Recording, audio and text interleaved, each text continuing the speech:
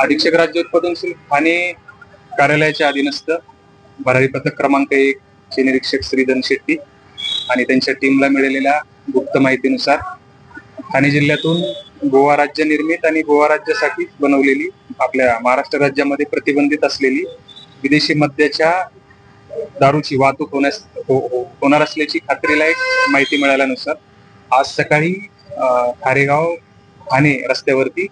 त्यांनी संशयित वाहनाची तपासणी केली असता त्या वाहनामध्ये त्यांना जवळपास गोवा राज्य निर्मित 1400 बॉक्सेस विदेशी मद्याचा साठा आढळून आला. या विदेशी मद्याची महाराष्ट्रासाठी जी काही किंमत आहे ती जवळपास 1,34,00,000 आहे. वाहनासकट एकूण मुद्देमाल 1,56,00,000 त्यांनी हस्तगत केलाय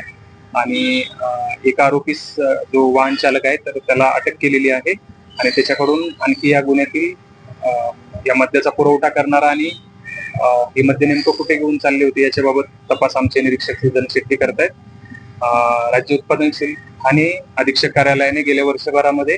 परराज्यातील मद्य ज्याच्यामध्ये गोवा, हरियाणा, दीव दमण अशा राज्यामधून बेकायदेशीरपणे आयात केलेलं, त्याच्यानंतर बनावट मद्य,